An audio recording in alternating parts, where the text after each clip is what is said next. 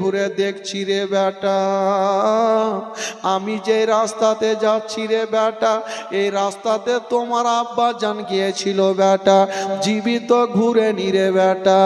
আমিও যাচ্ছি রে বেটা, জানি না ঘুরে আসবো কি আসবো না। তার জন্য কাবা ঘরকে দেখছি আর বলছি, কাবারে আমেনা যদি ফিরে আসে তাহলে তোর তফ করব, আর আমেনা যদি ফিরে না আসে আমেনার আখেরি সালাম খানা নিয়ে নিও। এই কথা যেমন বলতে নাই, হায়রে আমার নবী মুস্তাফা 6 বছর বয়সে মার কোলে যেন চটপট করে কাঁদতে আরম্ভ করে দিল। আমার নবীর চোখের পানি থামে না, চাঁদের মতো চারা, সূর্যের মতো চাঙারা আমার নবী পাক ডুগরে ডুগরে কানতে লেগেছে। মা গো, আব্দুল মোত্তালিব থাকলেন, আমেনা আমার নবীকে টেনে বুকে লাগিয়ে বলছেন, বেটা রে আজকে তুমি কান্দিও না বেটা, তুমি চোখের পানি ফেলিও না রে বেটা। মা গো, তুমি মরণের কথা কেন বললে মা? তুমি কি জানো না মা, আমি যখন তোমার গর্ভে ছিলাম মা, আমি নিজের আব্বা জানকে হারিয়েছিলাম মা।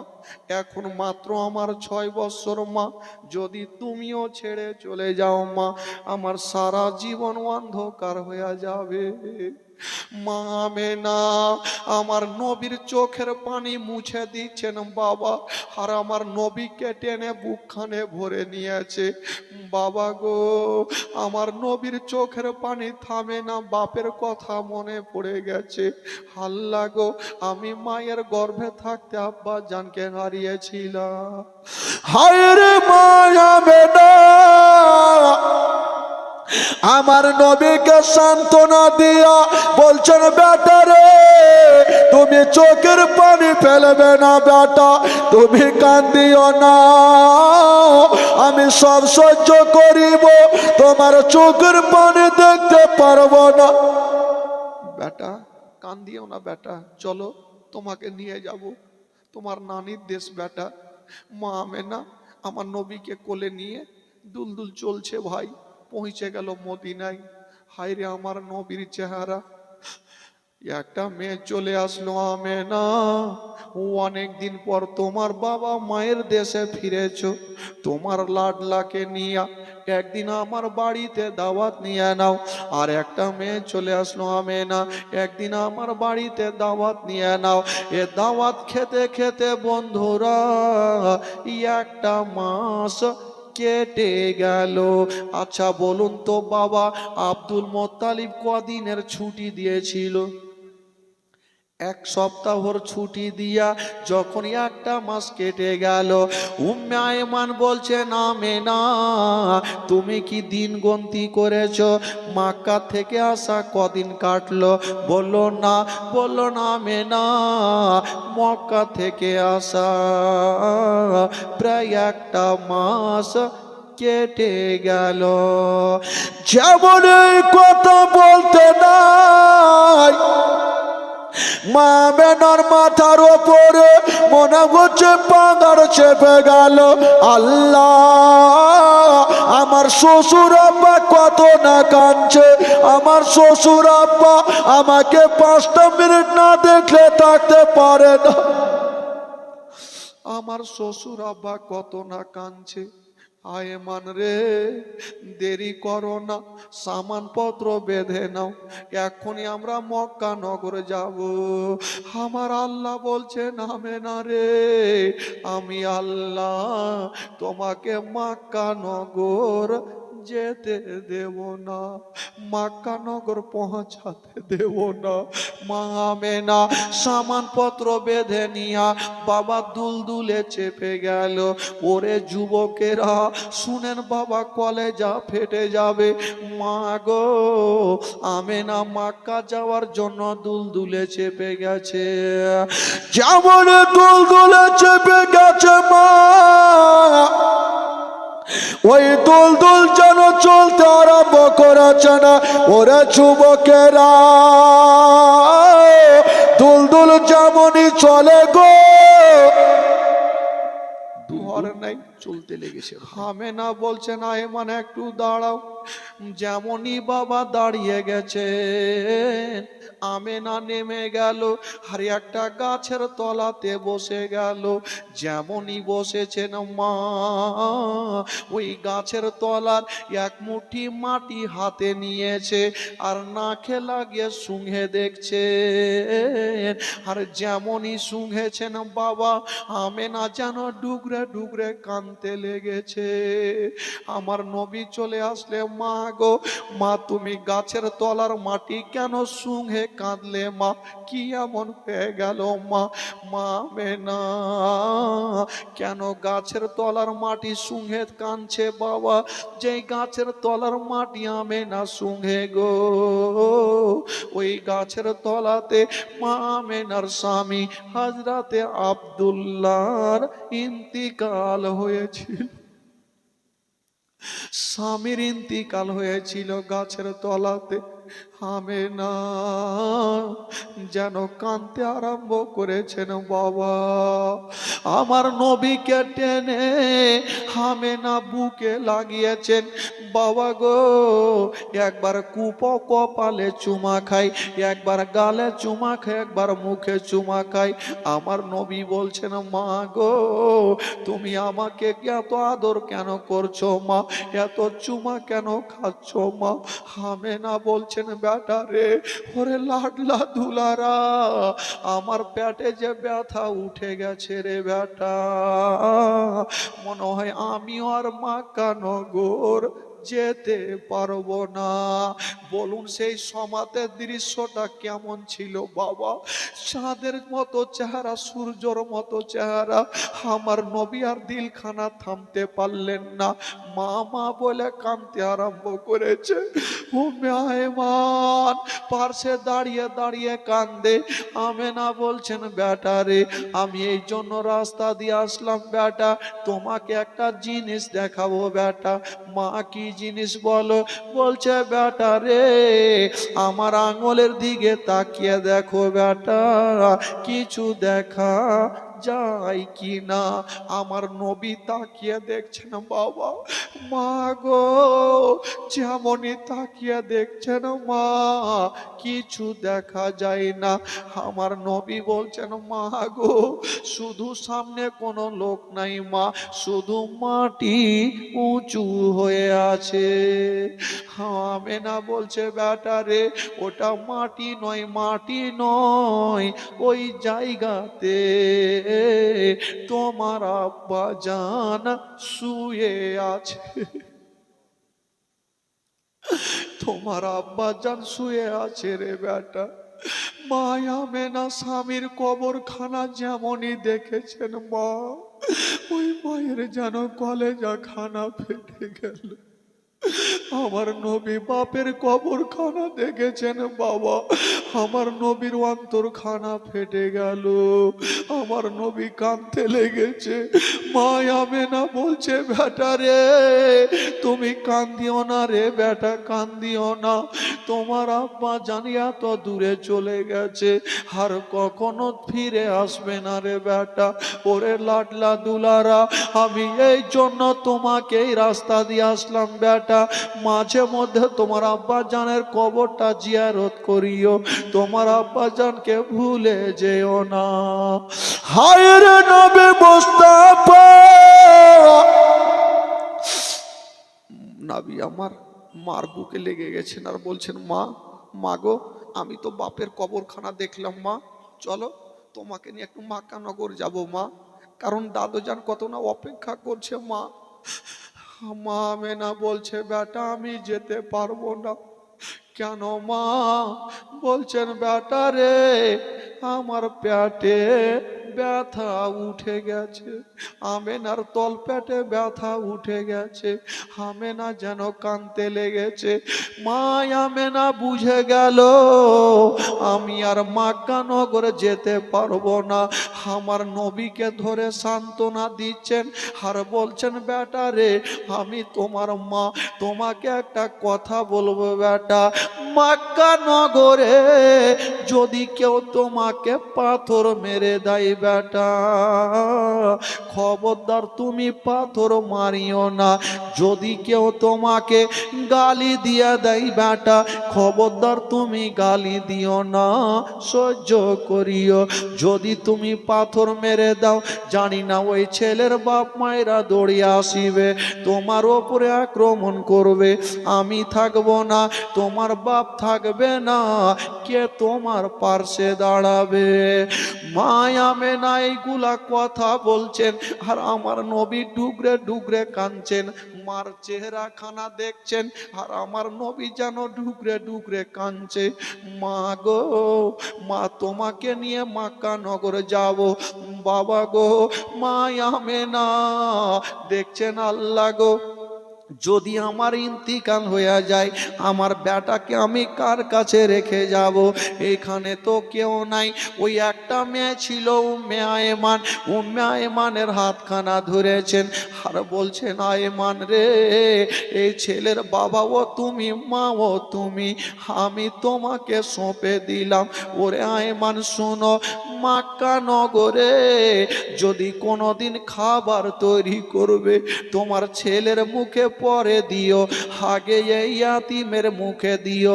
যদি কোনোদিন নতুন জামা তৈরি করবে, তোমার ছেলের গায়ে পরে দিও, আগে এই ইয়াতিমের গায়ে দিও, যেন বাপ বলে মনে না হয়, মা বলে মনে না হয়।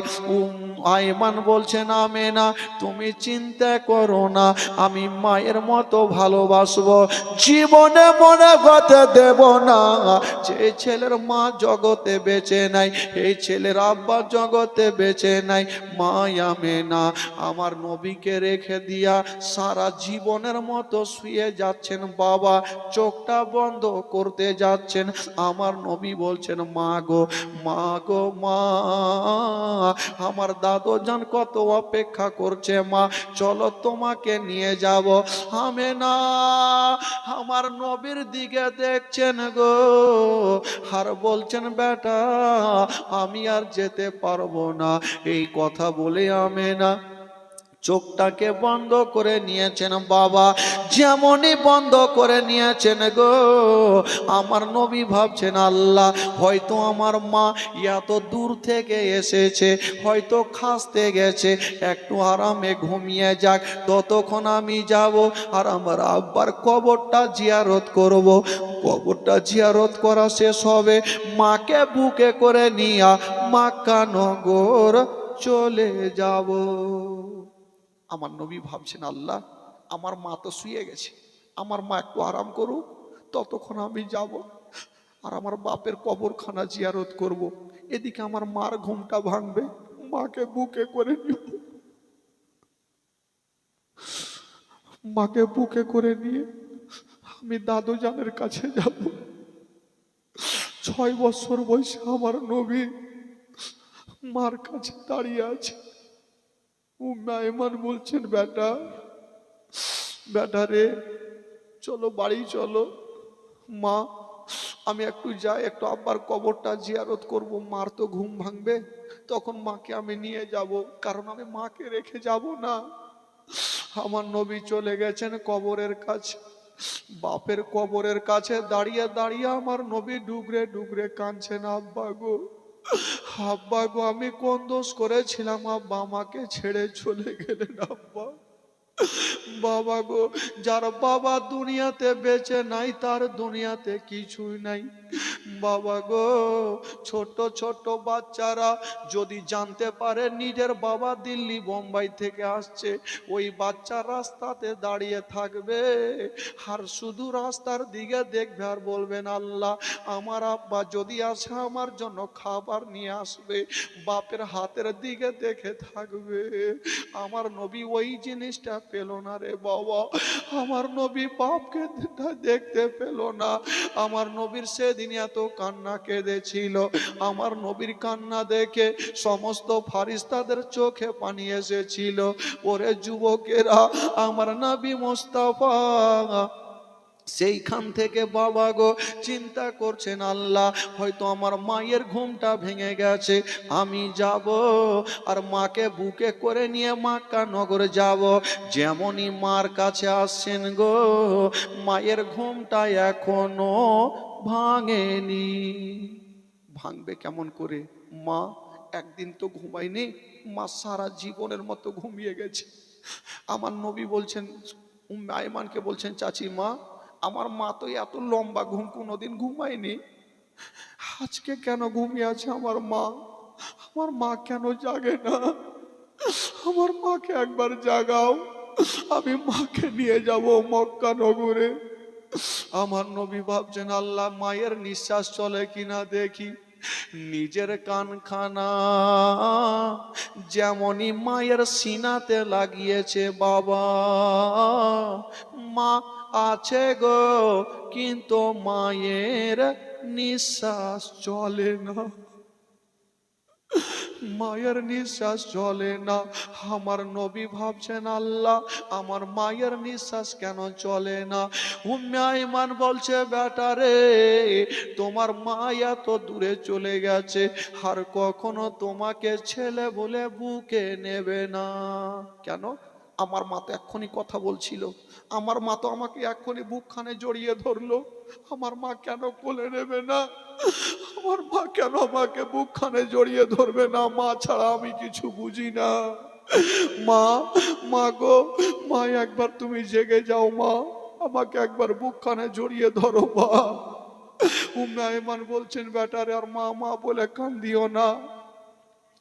মা মা বলো না, মা গো মা বলো না, মা মা বলো না, মা গো মা বলো না।